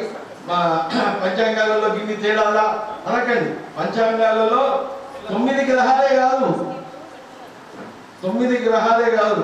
10వ గ్రహం అల్లుడు అన్నారు కానీ అల్లుడు కాదు. అల్లుడు మంచి వాళ్ళే ఉంటున్నారు. అందరూ ఇప్పుడు అంత జామాత దశమో గ్రహ అన్నట్టు ఏం లేదు. అందరూ కూడా అల్లుళ్ళు మంచి వాళ్ళే దొరుకుతున్నారు. మంచి, ఎందుకంటే అత్తగారు అలా అరుచుకుంటున్నారు, ఒక ముల్లే పక్కకు పెడుతున్నారు కనుక అల్లుళ్ళు అందరూ కూడా మేర్చిపోతున్నారు. మరి ఈ గ్రహాలలో గ్రహం అంటే ఏంటి? గ్రహం అంటే ఏంటి? అక్కడెక్కడో లేదు, అక్కడ ఉన్నది ఇక్కడ ఎఫెక్ట్ ఇస్తున్నది, ఇన్ఫాక్ట్ చేసేటువంటిదంతా కూడా గ్రహమే. దీనికి ఆంగ్ల పదం ప్లానెట్ అనేటువంటి పదం సరి అయిన అర్థాన్ని ఇవ్వడం లేదు. గ్రహం అనేటువంటి అర్థమే సరి అయిన అర్థం ఇస్తున్నది. ఆకాశంలో ఎక్కడో అంతరిక్షంలో ఉన్నటువంటి గ్రహం భూమి మీద ఉన్నటువంటి జీవరాశి మీద ఇన్ఫాక్ట్ చేసేటువంటిది ఏదైతే ఉంటుందో అవన్నీ గ్రహం. అలా లెక్కనైతే మనం ఒక కోపంతో చూసామనుకో అది కూడా ఎదుటి వారి మీద ఇన్ఫాక్ట్ చేస్తుందా లేదా? అది కూడా గ్రహమే. చూపు కూడా గ్రహమే. నర దృష్టి తగిలిందయ్యా, ఎక్కడో గాలి సోకిందయ్యా, ఇవన్నీ చెప్తారు కదా. ఇవన్నీ కూడా గ్రహాలు. అయితే దీని యొక్క ఇన్ఫాక్ట్ ఎంత వరకు ఉంటుంది అంటే కొన్ని రోజుల వరకు ఉంటుంది, గంటల వరకు ఉంటుంది. కానీ ఇట్లా అనేక గ్రహాలు, భావగ్రహం, స్తంభన గ్రహం, ఇట్లా అనేక గ్రహాలు ఉంటాయి. ఆ గ్రహాలలో ప్రధానంగా మనకు చెప్పుకోదగ్గటివి 9 గ్రహాలు. మనం సూర్యుడిని గ్రహం కింద ఎందుకు లెక్క పెట్టామంటే భూమిని కూడా మనం భూమి మీద ఉండి సూర్యుని యొక్క శక్తి ఒక నక్షత్రం, మండే నక్షత్రం కనుక దానికి కొన్ని డిగ్రీలు పెట్టి దాని కొలమానం ప్రకారమే మనం నడుస్తున్నాం కనుక సూర్యుడిని గ్రహం కింద చూస్తున్నాం. చంద్రుడిని కూడా చంద్రుని బట్టి మనం పంచాంగం కానీ మన రోజుల కాలమానాన్ని నిర్ణయించే కనుక చంద్రుడిని కూడా గ్రహంగా తీసుకుంటున్నాం. కుజుడు ఈ సంవత్సరం రాజు ఎవరైనారయ్యా? కుజుడు. అగ్ని తస్కర రోగా సూర్యాన్ నృప విగ్రహతాపృషం అతదస్యో బాహు వ్యాలో భౌమే వర్షాదితే సతి. కుజుడు రాజ్యపాలకుడు అయినాడు, రాజైనాడు. కుజుడు అంటే ఎవరు తెలుసా? జనరల్గా కుజుడు బాగలేకుంటే నేను ఏం చెప్తాను అంటే పంచాంగం చెప్పేటప్పుడు ఎలర్ట్గా ఉండవయ్యా అని చెప్తాను. ఒక సైనికుల్లాగా ఉండు అంటాను. కుజుడు మంచిగా లేకుంటే సైనికుల్లాగా ఉండాలి. సైనికుడు గన్నుపట్టుకొని శత్రువులు ఎప్పుడు వస్తారా, ఎప్పుడు దాడి ఇయ్యాలా అని అనుక్షణం రెప్పపాటులో కూడా అజాగ్రత్తగా ఉండకుండా ఉండేటువంటి విధానాన్ని నేర్పితే కుజుని యొక్క శాంతి అవుతుంది. కందిపప్పు బెల్లం ఇస్తే కుజుడు శాంతి కాదు. ఎక్కడికి శాంతి అవుతాడు? ఎవరికైతే కుజుడు మంచిగా లేదో వారికి కుజుడు మంచిగా కావాలంటే నువ్వు సైనికునిలాగా ఎలర్ట్గా ఉన్నట్టయితే కుజ శాంతి జరుగుతుంది. మరి ఇక్కడ మనకి ఈ సంవత్సరం కుజుడు రాజైనందువలన పాలకుల మధ్య విరోధాలు, ద్వేషాలు, అగ్ని వలన భయం, దొంగల వలన భయం, ప్రజలు రోగాల బారిన పడతారు, భూమి సారహీనమైతుంది, పంటలు శూన్యంగా ఉంటాయి, సర్పాలు విజృంభిస్తాయి. భూమికి సంబంధించిన సర్పాలు కూడా అతల ఇతర సుతల నాగలోక కిందికే ఉంది కదా, అందుకోసం సర్పాలు విజృంభిస్తాయి. ఈ భూమి అంతా కూడా సారహీనమైతుంది అని కుజుని యొక్క ఫలితం. కుజుడు అగ్నితత్వం. కుజుడు ఏం తత్వం? పంచమహాభూతాలలో ఒక్కొక్క గ్రహానికి ఒక్కొక్క తత్వాలు కూడా ఉన్నాయి. అది కుజుడు అగ్నితత్వం. శని వాయుతత్వం. అగ్ని వాయువు కలిస్తే ఏమవుతుంది? శని మంత్రి అయినాడు. శని మంత్రి కావడం వల్ల మందవృష్టిర్మంద సస్యం సర్వే పాప ప్రజాపీడ భవే నిత్యం సూర్యపుత్రస్య మంత్రికః. సూర్యుని యొక్క కుమారుడు ఎవరు? శనీశ్వరుడు. శనీశ్వరుని యొక్క మంత్రిత్వ ఫలం ఎలా ఉందయ్యా అంటే పంటల దిగుబడి తగ్గుతుంది, మందగిస్తుంది. శని మందగించేవాడు. ఎల్లవేళలా ప్రజలు ఏదో రకమైనటువంటి బాధలను ఎదుర్కొంటూ ఉంటారు. మరి సేనాధిపతి కూడా శని అవడం వల్ల పాలకులు ధర్మాన్ని తప్పుతారు, సైనిక శక్తిని కోల్పోతారు, ప్రజలు పాపచింతనతో దుష్ట కార్యాలు చేస్తారు, ప్రజలలో కలహించుకునే గుణం ఏర్పడుతుంది. మరి కుజుడు సస్యానికి అధిపతి అయిన సృష్టిర్ సర్వదేశేషు సముద్రచలకాలయః రక్తభూమిస్తు ఫలితా పూర్వ సస్యాధిపే కుజే. సస్యాధిపతి అంగారకుడు అవ్వడం వల్ల పంటలకు సరి అయిన సమయంలో వర్షాలు పడతాయి. సమస్త ప్రదేశాలలో ప్రజలందరూ కూడా సుభిక్షంగా ఉంటారు. ముఖ్యంగా శనగలు, కందులు మొదలైనటువంటి ఎర్రమట్టి నేలలు బాగా పండుతాయి అని చెప్తున్నారు. చంద్రస్య ధాన్యాధిపతి బలం. చంద్రుడు ధాన్యాధిపతి అయినాడు. బహుక్షీర ప్రదాగావా సర్వే వ్యాధి వివర్జితాః సుభిక్షం చ మహావర్షం చంద్రే ధాన్యాధిపే సతి. చంద్రుడు ధాన్యాధిపతి అవడం వల్ల గోవులు సంపూర్ణంగా ఆరోగ్యంగా ఉంటాయి, పాలను సమృద్ధిగా ఉంచుతాయి. గోపాలకులు కూడా సమృద్ధిగా పాలకు ధర లీటర్కు 80 రూపాయలు 90 రూపాయల దాకా పెరిగి మనకు పాల సమృద్ధిని ఇవ్వగలుగుతారు. ప్రజలంతా మంచి ఆరోగ్యంగా ఉంటారు, దేశం సుభిక్షంగా ఉంటుంది, వర్షాలు అధికంగా పడతాయి, జల సమృద్ధి ఉంటుంది. శని అర్ఘ్యాధిపతి బలం. తిలనాసకులుక్తాది కృష్ణధాన్యాని యాని చ కృష్ణ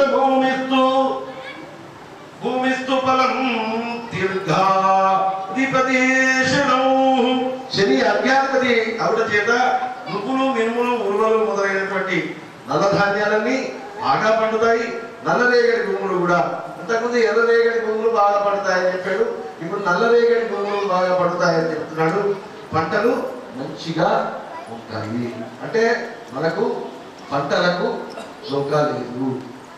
శనే మేఘాధిపతిత్వ బలం, శని మేఘాధిపతి అవడం వలన పంటలు మధ్యమంగా ఉంటాయి, ఒక మోస్తారుగా పండుతాయి, వస్తువుల ధరలు తగ్గుతాయి, వర్షాలు అల్పంగా అప్పుడప్పుడు కురుస్తాయి, నల్లని పంటలు అధికంగా పండుతాయి. గురోః రసాధిపతి సురుష్టిర సర్వసస్యానాం ఫలితా వృక్షదాతయః సదారోగ్యం సుభిక్షం చ జేవే రసాధిపే. జీవుడు అంటే గురుడు రసాధిపతి అయినందువలన పంటలకు అనుకూలంగా వర్షాలు కురుస్తాయి, వృక్షములు బాగా పెరుగుతాయి, అన్ని రకాల ఫలాలు సమృద్ధిగా దొరుకుతాయి, ప్రజలకు ఎల్లవేళలా ఆరోగ్యమైనటువంటి సమృద్ధి ఉంటుంది, ఆరోగ్యంగా ఉంటారు, దేశం సుఖ సంతోషాలతో సుభిక్షంగా ఉంటుంది.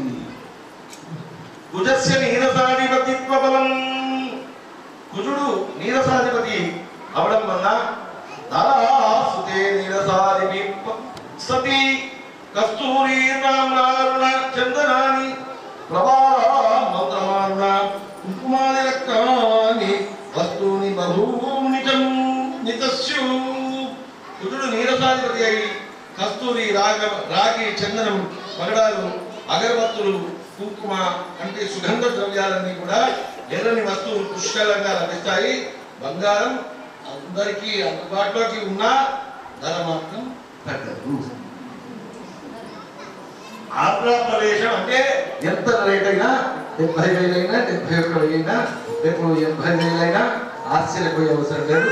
మనకు 100 తులాల బంగారం పిల్ల మీద పెట్టాలంటే ఏ సంకోచం లేకుండా భూమి అమ్మాయినా కానీ 100 తులాలు మాత్రం పెట్టాలి.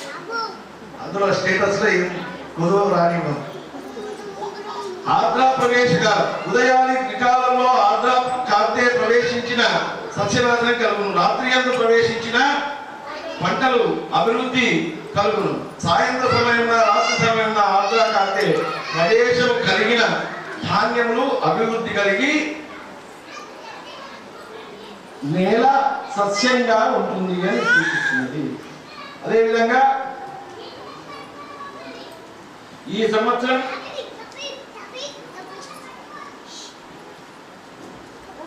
మేష సంక్రమణం ఏప్రిల్ 13వ తేదీ రాత్రి 11:30 గంటలకు మృగశిర నక్షత్ర శోభననామ యోగంలో కౌలవ కర్ణంలో వానోహ మేషరాశి ప్రవేశ. దాని యొక్క ఫలితం ఏంటయ్యా అంటే పగలు మేష సంక్రాంతి వలన వెలలేని కలహాలు కలుగుతాయి. రాత్రి అయింది కనుక, రాత్రి మేష సంక్రమణ జరిగింది కనుక సస్యవృద్ధి, క్షేమము, ఆరోగ్యము, సుభిక్షము కలుగుతాయి. ధరలు, వృష్టి అన్నీ కూడా బాగుంటాయి. అదేవిధంగా ఈ సంవత్సరం ఏప్రిల్ 30వ తేదీ 2024వ తేదీ రోజు వృషభ రాశిలో బృహస్పతి ప్రవేశిస్తాడు. వృషభ రాశిలో ప్రవేశిస్తే ఒక్కొక్క రాశిలో బృహస్పతి ప్రవేశించినప్పుడు పుష్కరుడు ఆయా జీవనదిలో పుష్కరాలు ఏర్పడతాయి. ఈ సంవత్సరం పుష్కరాలు నర్మదా నది పుష్కరాలు మే 1వ తేదీ నుంచి 12 రోజులు పుష్కర కాలం ఉంటుంది. అదేవిధంగా శని కుంభరాశిలో గత సంవత్సరంలో ఉన్నాడు, ఇప్పుడు కూడా కుంభరాశిలోనే సంచారం చేస్తున్నాడు. కుంభరాశిలో సంచారం శని చేస్తే ఏం ఫలితమయ్యా అంటే సృష్టి నాశనం, రాజవయం, సస్యనాశనం, ప్రజలకు, వైద్యులకు, కవులకు, ధనాధిపతులకు అనేకమైనటువంటి భయాందోళనలు గురి చేసేటువంటి విధంగా ఉంటుంది. మరి ఈ సంవత్సరం పర్వతాల పైన 9% వర్షం కురిస్తే 21% సముద్రంలో కురిస్తే 2% భూమిపైన వర్షం ఉంది. భూమిపైన 2% వర్షం, సకాలంలో పంటలకు అనుకూలంగా వర్షం ఉంది. కొన్ని చోట్ల అనావృష్టి జరుగుతుంది. మధ్యప్రదేశ్ మొదలైన ప్రాంతాల్లో అనావృష్టి తోటి నీటి ఎక్కడ ఏర్పడుతుంది. మన తెలంగాణ, ఆంధ్ర ప్రాంతాలలో ఎటువంటి నీటి సమస్య రాదు. అందులో విశాఖ కాలనీలో అసలే రాదు. మకర సంక్రమణం ఏప్రిల్, మన జనవరి 14వ తేదీ. మరి ఈ సంవత్సరం వాస్తుకర్తరి 4 మే నుంచి 28 మే వరకు ఉంటుంది. మరి శుక్రమౌఢ్యం, గురుమౌఢ్యం శుక్రమౌఢ్యం అంటే మీకు కొద్దిగా చిన్న నాలెడ్జ్ చెప్పి అది చెప్తాను. శుక్రమౌఢ్యం, గురుమౌఢ్యం మీరు ఎవరికో చెప్పి మీరేదో తెలుసుకునే అవసరం లేకుండా శుక్రుడు సూర్యుడు దగ్గరగా సంచారం జరిగితే శుక్రమౌఢ్యం. గురువు అను రవి ఒక కక్షలోనే తిరిగితే కొన్ని డిగ్రీల 1 డిగ్రీలో తిరిగితే సంచారం అయితే గురుమౌఢ్యం. శుక్రుడు గురువు ప్రధాన గ్రహాలు. శుభకార్యాలకు కనుక శుభకార్యాలన్నీ నిర్వహించేదంతా కూడా గురువు ఆశీర్వచనం, శుక్రుని యొక్క ఆశీర్వచనంతో నడుస్తుంది కనుక వాళ్ళు అస్తమించకుండా సూర్యునితో ఆ ఏ గ్రహం ఉన్నా కానీ అస్తమిస్తుంది. అస్తమిస్తే ఆ గ్రహ బలం ఆ శుభకార్యం మీద ఉండదు కనుక శుక్రమౌఢ్యంలో చేసుకోవద్దు శుభకార్యాలు.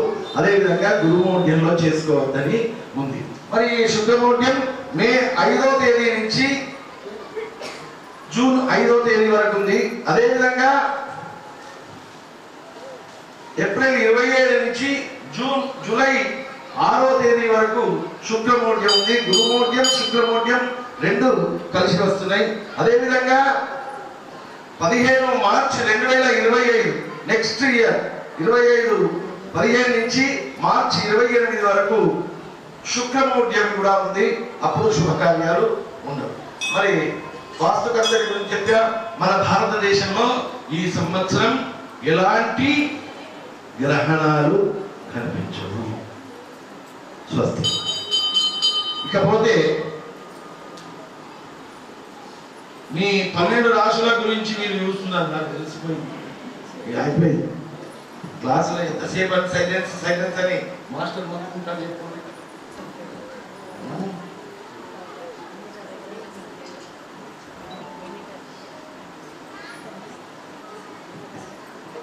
చిన్నగా సంక్షిప్తంగా ఆ రాశి తత్వాన్ని చెప్తాను.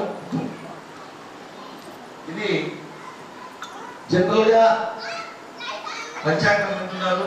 పంచాంగం నిజంగా నన్ను అడిగితే ఇది ఒక 33% మాత్రమే సత్యం. 100% కావాలి అంటే మన పుట్టిన సమయం, ప్రిన్సిపల్ అనే బ్రహ్మచేరికి మన ప్రీవియస్ లైఫ్ యొక్క ప్రోగ్రెస్ కార్డు ఉంటుంది. మనం A section, B section, C section, D section నిర్ణయం చేసి పంపిస్తారు.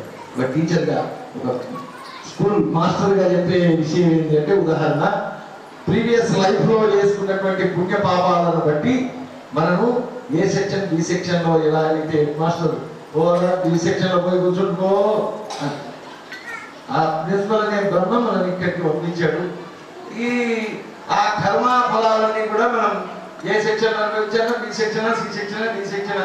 ఒక పక్క ఇంటి వారికి ఏం చేయకుండా అగరబత్తి వెలిగించరాదు, అగరబత్తి తిప్పరాదు, అయినా కోట్ల రూపాయలు వస్తున్నాయి. దేవుడా, నా పక్క ఇంటి అయినా అగరబత్తి తిప్పరాదు, కోట్ల రూపాయలు వస్తున్నాయి, నేను ఇంతగానో పూజ చేస్తున్నా, నాకేం పైసలే వస్తలేవు అంటే కర్మ.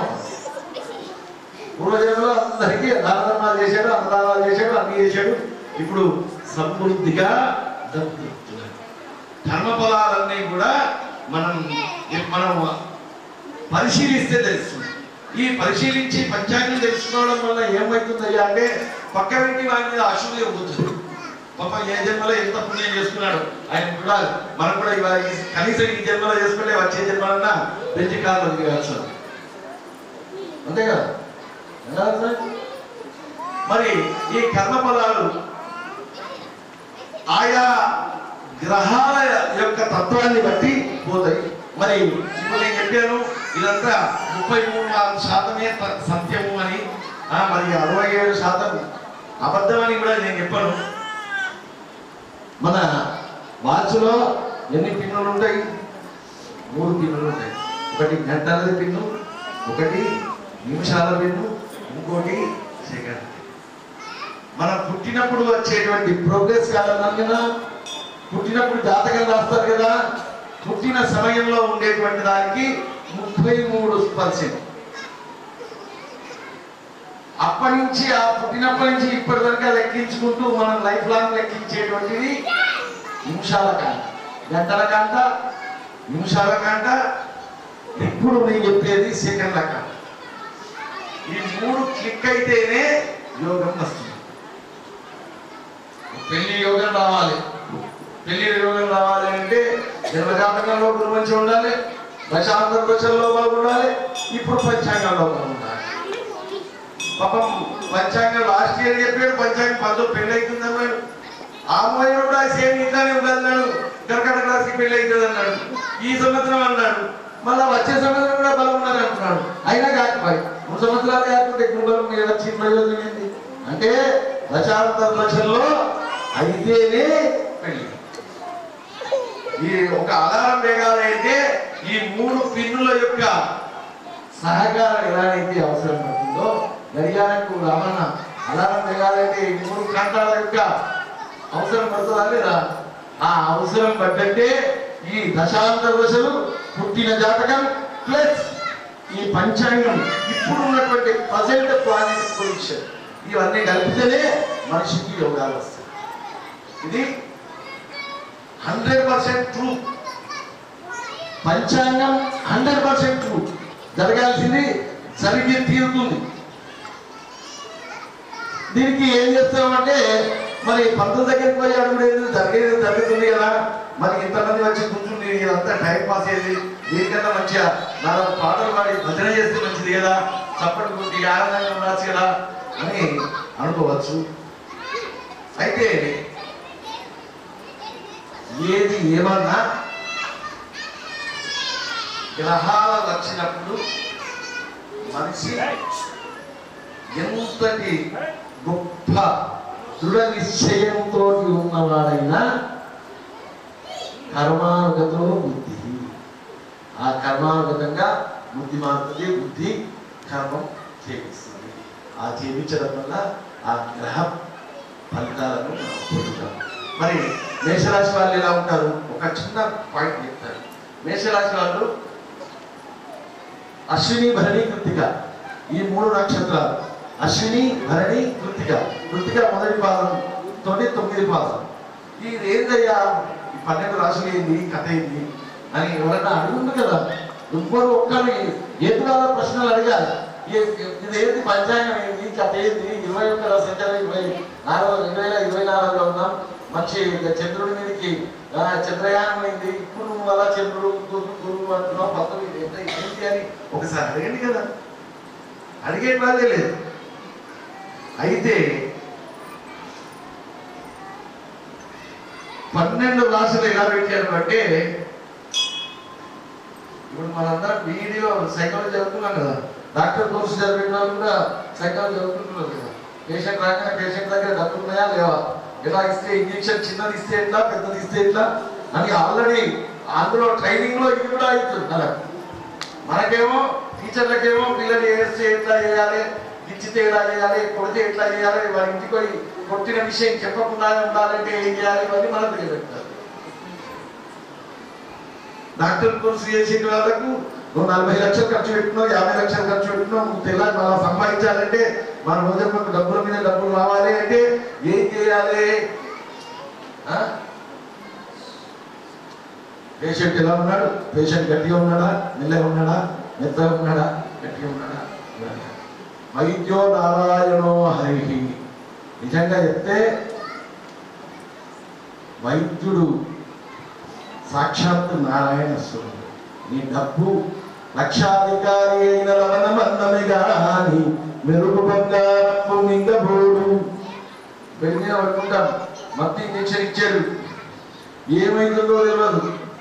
కాపాడేది ఆయననే, నారాయణుడే, రక్షించేది ఆయననే. మరి ఈ డబ్బు ఇవన్నీ ఈ కాగితాలన్నీ ఏమీ పనిచేయవు. అప్పుడు ఆ నారాయణుని స్వరూపమే డాక్టర్. ఆ డాక్టర్ మీద విశ్వాసంతో ఉంటే మనకు ఆ రోగం. మరి ఈ విధంగా మేషరాశి వారి తత్వాన్ని 12 రాశులు 12 తత్వాలు కలిగి ఉన్నాయి. మళ్ళా 12 రాశులలో 9 తత్వాలు వేరే. ఎందుకంటే 9 చరణాలు. ఒక మేషరాశిలో ఎన్ని చరణాలు వస్తాయి? 3 నక్షత్రాలు వస్తాయి. అశ్విని భరణి కృత్తిక. అశ్విని భరణి కృత్తికలో అశ్విని మొదటి పాదం వాళ్ళు వేరే ఉంటారు, అశ్విని రెండో చరణం వాళ్ళు వేరే ఉంటారు. ఎందుకంటే నాకు రోజు ఇది రొటీన్ గా చూస్తూ ఉంటాం కనుక మేము వాళ్ళ ఒక నడవడికను బట్టి తక్కువని వీళ్ళు ఈ నక్షత్రం వాళ్ళు అని చెప్పగలుగుతారు. మొన్న శ్రీకాకుళం నుంచి వచ్చేటప్పుడు ట్రైన్లో ఒక పాప కూర్చున్నారు, కర్కాటక రాశి ఆడి. వాళ్ళ పేరెంట్స్ కూర్చున్నారు. అబ్బా అన్నమాట, పుష్యమే అన్న అవు అన్నమాట. అంటే ఆ అన్నప్పుడు మనకేమనిపిస్తుంది? మన ఎక్స్పీరియన్స్ కూడా వెలిగినట్టే అనిపిస్తుంది కదా, మనకు కూడా ఒక్కొక్క సర్టిఫికేట్ వచ్చినట్టే అనిపిస్తుంది కదా. ఏ పంచాంగం ఏ కాగితం చూడకుండా తక్కువని చెప్పామంటే మన ఎక్స్పీరియన్స్ వచ్చినట్టే. మరి దానికి ఒక చిన్న సైకాలజీ వాళ్ళని పరిశీలించి ఎక్స్పోజ్ చేస్తూ ఉంటారు. ఇలా 12 రాశులలో ఎన్ని 108 తత్వాలు ఉంటాయి. 12 × 9 ఎన్ని 108 తత్వాలు ఉంటాయి. అందులో మళ్ళీ షష్ఠ్యాంశాలు ఉంటాయి. ఈ విధంగా 12 రాశులకు స్థూలంగా చెప్తే మేషరాశి వారు ఎలా ఉంటారు చెప్పండి? మేక తీరంగా ఉంటారా? స్థిరం ఉండదు, స్థిరత్వం ఉండదు. అది ఒక నిర్ణయం మీద ఒక గంట సేపు ఉంటే వాళ్ళు గ్రేట్ పర్సన్స్. ఎప్పుడు ఒక క్వశ్చన్ మార్క్ తో ఉంటారు మేషరాశి. వృషభ రాశి వాళ్ళు స్థిరంగా ఉంటారు, కదిలిస్తేనే కదులుతారు. మొదలన్నీ కూడా నెగిటివ్ థింక్ తోటే కూర్చుంటారు. పాజిటివ్ థింక్ స్టార్ట్ అయిందంటే వృషభ రాశి వాళ్ళు వాళ్ళకు రికగ్నిషన్ ఎక్కువ కావాలి. వృషభ రాశి వాళ్ళు. మేషరాశి వాళ్ళకి ఎమోషనల్ ఎక్కువ ఉంటుంది. మిథున రాశి వాళ్ళు నేనే బ్రిలియంట్ అనుకుంటారు. ఇలా ఒక్కొక్క రాశికి ఒక్కొక్క తత్వం ఉన్నది. మరి మేషరాశి తీసుకున్నట్టయితే ఆదాయం 8, 14 ఖర్చు. ఆదాయం ఎంత? 8, 14 ఖర్చు. మరి 14 ఖర్చు ఉన్నది. ఇక్కడ వచ్చి ఇంతసేపు కూర్చున్నాం, మాకు ఏమన్నా ఇస్తావా పత్రులు? 6 అంటే కష్టం. మరి రాజపూజ్యం 4, అవమానం 3. అదేవిధంగా వృషభ రాశి వారికి ఆదాయం 2, ఖర్చు 8. ఖర్చు అనగానే ఇల్లు కడతారు. ఇల్లు కడితే ఖర్చు కాదా? పెళ్లి చేస్తే ఖర్చు కాదా? మరి ఇవన్నీ ఖర్చులు ఇందులో వస్తాయి. 8 ఖర్చు. అదేవిధంగా రాజపూజ్యం 7, అవమానం 9. మిథున రాశి వారికి 5 ఆదాయం, 5 ఖర్చు, 3 పూజ్యం, 9 అవమానం. శ్రీరామ రక్షణ స్తోత్రం కానీ చేయండి. కన్యా రాశి వారు విష్ణు సహస్రనామ పారాయణం కానీ శివ సహస్రనామ పారాయణం కానీ చేయడం వల్ల వాళ్ళకు శుభం జరుగుతుంది. తులారాశి వారు మహాకాళి, మహాలక్ష్మి, మహాసరస్వతి, చండీ బలాదేవతను ఆరాధించడం వల్ల వాళ్ళకు శుభం జరుగుతుంది.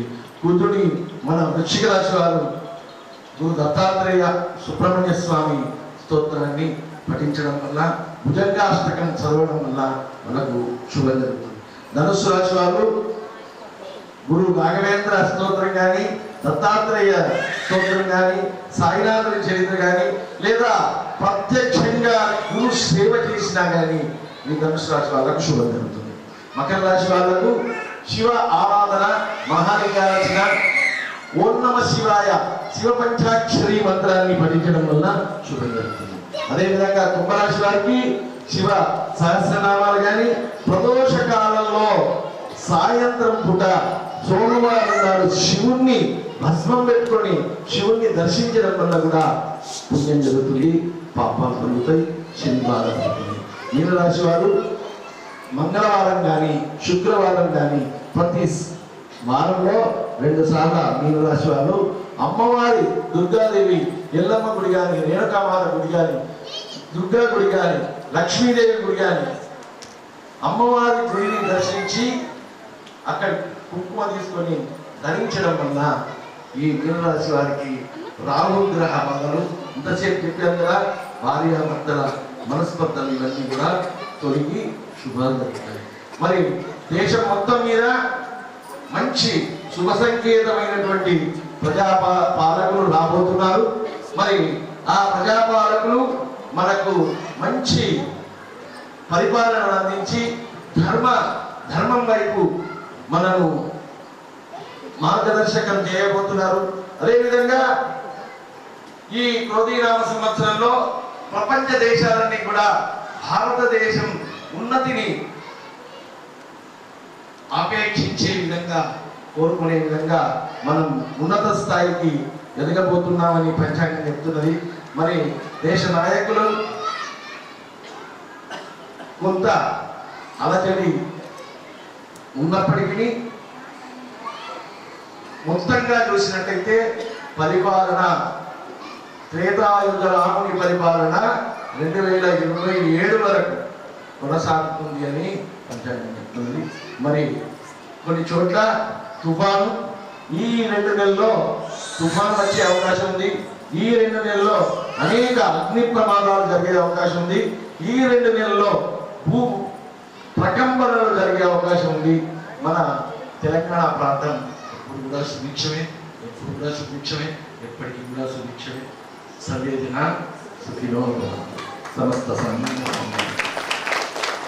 స్వస్తి ప్రజాభ్యః పరిపాలయంతాం న్యాయేన మార్గేణ మహీం మహీజాం గోబ్రాహ్మణేభ్యः శుభమస్తు నిత్యం. లోకాః సమస్తాః సుఖినో భవంతు.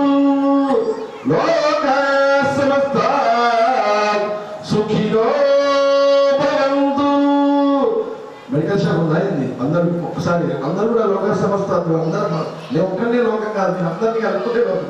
లోకాః సమస్తాః సుఖినో భవంతు. స్వస్తి.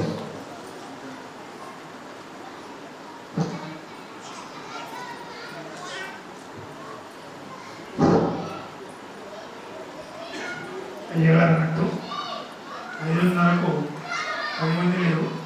ఇప్పుడు ఆలయ ప్రాంగణం నిండుగా కనిపిస్తుంది.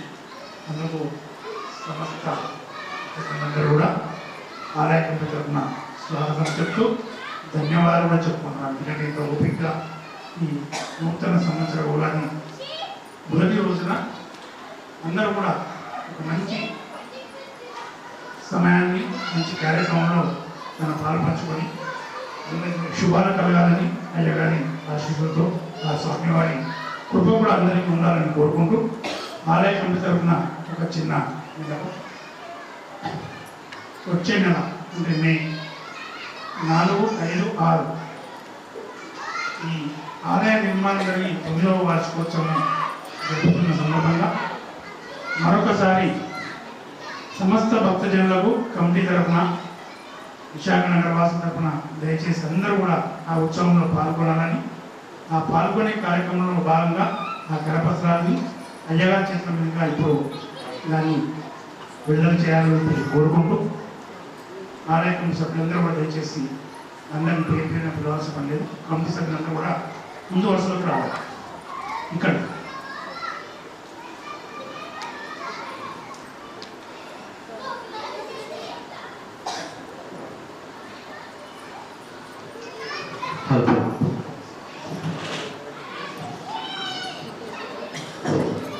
ఆలయ శ్రీ రమాశంకర సత్యనారాయణ స్వామి పంచముఖ శివ పంచాయతన ఆలయ వార్షికోత్సవ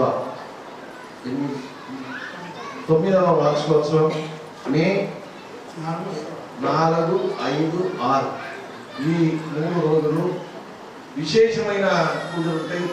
ఎందుకంటే ఒక గుర్తు లెక్కలో చెప్పాలి అంటే, మనందరికీ అర్థమయ్యే రీతిలో చెప్పాలి అంటే, బ్యాటరీ భగవంతుని యొక్క బ్యాటరీని రీఛార్జ్ చేసి మళ్ళా 365 రోజులు మీరు మొక్కంగానే ఏదన్నా నెరవేరడానికి ఆ ఛార్జింగ్ చేయడమే ఈ వార్షికోత్సవం. మనమే ఛార్జింగ్ చేయాలి, మనమే మొక్కి మనం తీసుకోవాలి. అంటే అద్భుతమైనటువంటి మన సనాతన హిందూ ధర్మంలో చెప్పినట్టు మనం వచ్చి జై సత్యనారాయణ భగవానికి జై ఇట్లా అంటూ అంటూ అంటూ ముక్తే అది ఛార్జింగ్ అవుతుంది. మళ్ళీ మనం ఎప్పుడైనా మొక్కితే మన ఛార్జింగ్ ను మనం డబల్ విత్తితోటి తీసుకోవచ్చు, వడ్డీతోటి మనం పొందవచ్చు. ఇది మన సనాతన హిందూ ధర్మం. అందరూ పాల్గొనండి. ఎప్పుడో నేను వచ్చి మొక్కుతా అంటే రీఛార్జి మీకు రాదు, నా డిబేట్ మీరు డిబేట్ చేస్తే మీకు క్రెడిట్ అవుతుంది. మరి చూడండి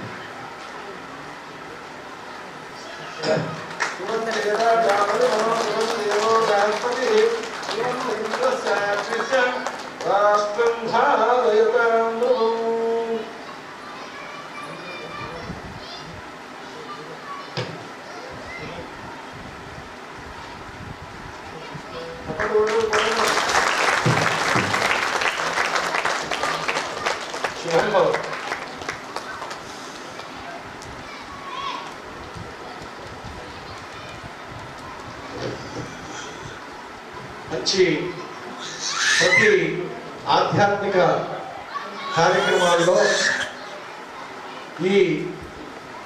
ఈ కాలం అంతా కూడా అనేకమైనటువంటి వ్యయ ప్రయాసాలతో కూడుకొని ఉన్న ఈ సమాజంలో K6 ఛానల్, TTPL ఛానల్ ఆధ్యాత్మిక ప్రోగ్రాం ఎక్కడ ఉంటే అక్కడ వచ్చి ఈ సమాచారాన్ని, ఆధ్యాత్మిక కార్యక్రమాలన్నీ సేకరించి జిల్లా అంతటా విస్తరింపజేస్తున్నటువంటి K6 ఛానల్ యాజమాన్యానికి, TTPL యాజమాన్యానికి, స్థానికంగా NCN సంస్థ వారికి ఆ సత్యనారాయణ స్వామి కృప, శ్రీ క్రోధీనామ సంవత్సర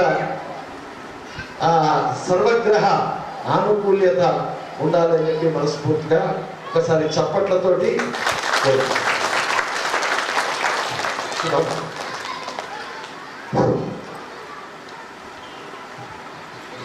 గత సంవత్సరము ఇక్కడ పంచాంగ శ్రవణం గౌతమ్ పంతులు గారు ఇచ్చడం జరిగింది. కానీ లేదు, మన గురువర్యులు సుబ్బారావు సార్ గారు చేయించాలని చాలామంది పోవడం వల్ల ఆ విన్నపాన్ని అడగడం వచ్చినప్పుడు తన సమయం చాలా బిజీగా ఉన్నా కూడా ఎప్పుడు ఈ ఆలయం కార్యక్రమం అనగానే తన పండుగ పక్కన పెట్టి మన కొరకు సమయించి తను కూడా ఇప్పుడు చెప్తాడు 5:30 గోల్డాలు కానీ ఇప్పుడు వచ్చి ప్రతి సంవత్సరం కూడా ఇక్కడే చెప్పాలి. 4:30 వచ్చి కూర్చుంటే ఇక్కడికి వస్తాం, 5:30 మాట్లాడిపోతే 5 వస్తాం కదా. అందుకే కాళీమాసం అందరూ కూడా దయచేసి ఇక్కడ జరిగే కార్యక్రమాల్లో ఉత్సాహంగా అందరూ కూడా ముందుకు వచ్చి పాల్గొంటే ఖచ్చితంగా అలాంటి రోజులు వస్తాయని చెప్పేసి కోరుకుంటూ, యోగాన్ని నేటి యోగా ఇది తన ఆలయమే, తన ఆలోచన నుంచి పుట్టిన ఆలయం ఇది. తన ఆలోచనతో పుట్టిన, నేను సంకల్పం చేసిన ఆలయంలో దీనికి ఒక ఆ ప్రతిష్టాపనగానే ఒక చరిత్ర ఉంది. అది మళ్ళీ సమయం వచ్చినప్పుడు చెప్పుకుందాం. ఇప్పుడు అందరి విన్నపాన్ని మన్నించి ఇంత మంచి ఉగాది పంచాంగ శ్రవణాన్ని అందరికీ అందించి వివరంగా, ఏదో శ్రవణం అంటే పంచాంగ శ్రవణం కాకుండా దాన్ని సవివరంగా దీని యొక్క అన్ని అర్థాలు వచ్చేటట్టు చెప్పినందుకు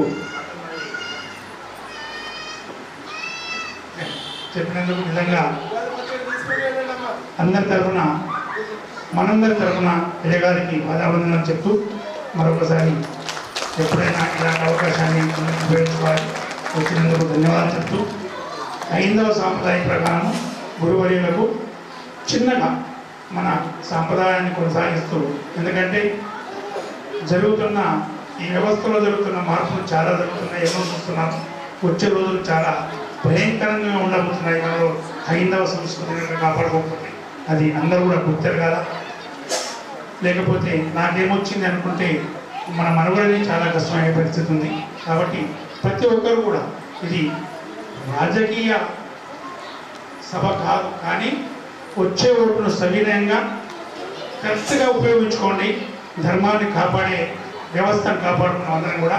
కాబట్టి అందరూ కూడా దయచేసి ఇక్కడ నుంచి వచ్చే రోజులు చాలా చాలా చాలా చాలా జాగ్రత్తగా ఈ వ్యవస్థను కాపాడుకోకపోతే ఈ దేశంలో హైందవ సంస్కృతికి అపాయం వచ్చే రోజు ఉంది. కాబట్టి దయచేసి మరొకసారి ఎందుకంటే ఈ హైందవ వేదికనే కాబట్టి దాన్ని అలా చెప్పడం జరుగుతుంది. విన్నందుకు, ఆలోచిస్తున్నందుకు, పాల్గొన్నందుకు, వచ్చే వార్షికోత్సవంలో మీరందరూ ఉత్సాహంగా పాల్గొనడానికి కోరుకుంటూ ఈ కార్యక్రమంలో చిన్న హైందవ సంస్కృతి ప్రకారము అయ్యగారికి మనము చిన్న గుర్తింపు కార్యక్రమం సన్మానం కూడా చేయాలని ఆలయ కమిటీ సభ్యుల అధ్యక్షతగా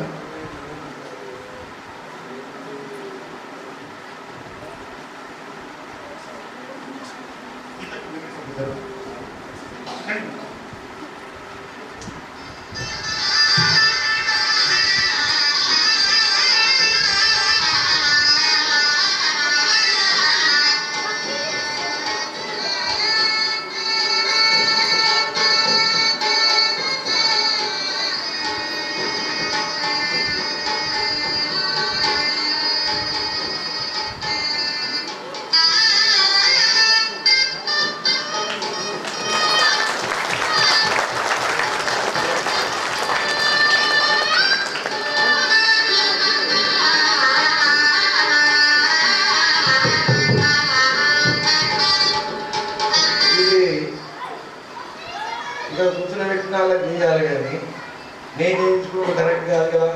ఇది చాలా అంటే ధర్మం జరగాలి అంటే ఇటువంటి అధ్యక్షులు ఉండాలి, ఇటువంటి కార్యాలు నిర్వహించాలి. మరి మా గంగన్న లాంటి కార్యకర్తలు ముందుకు రావాలి.